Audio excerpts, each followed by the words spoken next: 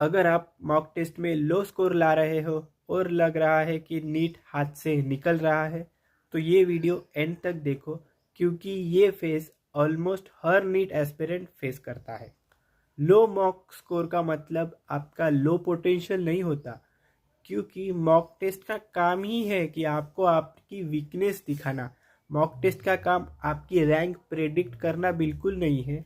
और most of the NEET toppers के mock score starting में लो ही आते थे, उसके बाद उन्होंने उन पे वर्क किया और इवेंचुअली उनका सिलेक्शन हो गया। अब बात करते हैं कि आपके मॉक का स्कोर लो क्यों आता है। क्योंकि आपको अगर कॉज पता होगा तभी तो आप उसको अच्छे से ट्रीट कर पाओगे।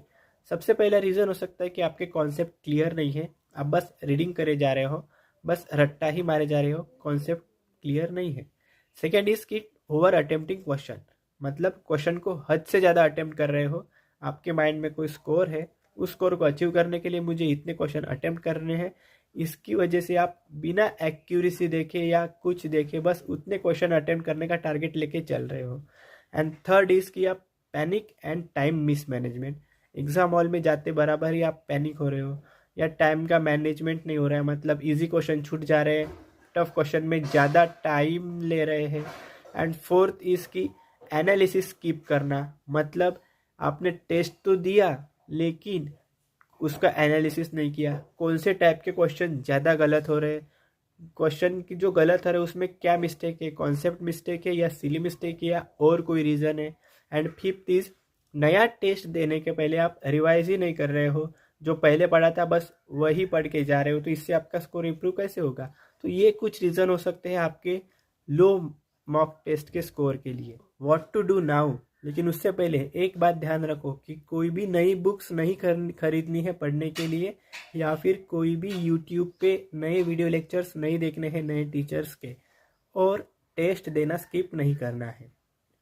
तो नंबर 1, डीप एनालिसिस, मतलब आपने मॉक टेस्ट दिया तो उसका एनालिसिस करो कि कौन सा क्वेश्चन गलत हो रहा है, और जो गलत हो रहे हैं वो गलत क्यों हो रहे हैं, उसमें क्या गलती है, क्या आपके कॉन्सेप्ट में गलती है या वो सिली मिस्टेक है या आपका गेस एरर है, उसको मार्क करो। अगर कॉन्सेप्ट में गलती है तो उस कॉन्सेप्ट को अच्छे से पढ़ो, और सिली मिस्टेक्स है तो ट्राई करो कि उस टाइप की सिली मिस्टेक एटलीस्ट दोबारा नेक्स्ट एग्जाम में ना हो। और गेस एरर है तो रिमेंबर कि जब दो ऑप्शन में आपको गेस करना हो तभी गेस करना, अगर दो से ज़्यादा ऑप्शन हो तो प्लीज़ गेस मत करना।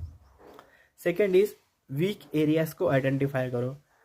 मॉक टेस्ट दिया, आपको पता चल गया कि इस टाइप के या जो जो क्वेश्चन गलत हो रहे हैं वो इस टॉपिक से आ रहे हैं, तो उस टॉपिक के कॉन्सेप्ट को अच्छे से पढ़ो, उस टॉपिक पे एमसीक्यू सॉल्व करो, जिससे क्या होगा कि आपका वो टॉपिक बहुत अच्छे से तैयार हो जाएगा।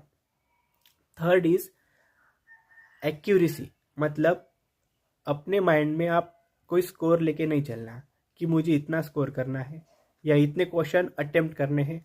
जस्ट पेपर आया, उसको हो सके उतना अटेम्प्ट करने की कोशिश करो, लेकिन आपकी एक्यूरेसी को फर्स्ट प्रायोरिटी दो। एंड रिमेंबर, नीट का आपका सबसे बड़ा दुश्मन जो है वो आपकी निगेटिव मार्किंग है, इसीलिए उसको जितना हो सके उतना अवॉइड करने की कोशिश करो।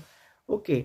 एंड उसके बाद है मॉक टेस्ट की फ्रीक्वेंसी, मतलब अगर आप हफ्ते में एक मॉक टेस्ट दे रहे हो या दो दे रहे हो, उसको कंटिन्यू करो। जब टेस्ट मेन एग्ज़ाम आएगा तब आप उसको बढ़ा सकते हो। एंड मॉक टेस्ट देने के बाद उसका एनालिसिस करो, नया मॉक टेस्ट देने के पहले रिवीजन करो। एंड जो बीच का समय बचता है उसमें आप, अगर आपका नया टॉपिक पढ़ने का रह गया है तो आप उसको पढ़ सकते हो उस समय में। Last is a time management.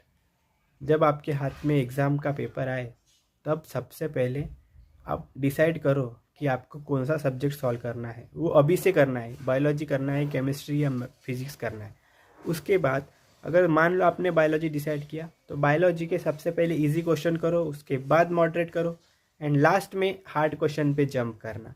इससे क्या होगा कि आपका कॉन्फिडेंस भी बढ़ेगा और आपके इजी क्वेश्चन छूटेंगे नहीं और एक्यूरेसी भी बढ़ेगी आपकी इससे। रिमेंबर वन थिंग, इस मॉक टेस्ट का स्कोर आपकी मेन नीट एग्जाम की रैंक प्रेडिक्ट नहीं करता। अगर कर रहा होता तो हमें इतने सारे मॉक टेस्ट देने की ज़रूरत नहीं पड़ती। हम इतने सारे मॉक टेस्ट इसीलिए दे रहे हैं ताकि हमें अपनी वीकनेस का पता चले और हम उस पर वर्क कर सके। लो मॉक टेस्ट का स्कोर आपके लिए फीडबैक होता है, आपका फेल्यूर नहीं होता। और अभी ये जो 3-4 महीने का आपका समय बचा है ना, वो मेरा मानना है कि बहुत इम्पोर्टेंट समय है अगर हम प्रीवियस 3-4 महीनों को कंपेयर करें तो इसीलिए इन 3-4 महीनों में आप प्रॉपर कंसिस्टेंसी के साथ स्मार्ट वर्क करके और पेशेंस रख के अगर अपने ऊपर वर्क करेंगे तो आपके सिलेक्शन का चांस उतना ही ज़्यादा हाई हो जाएगा। इसीलिए कीप इट अप।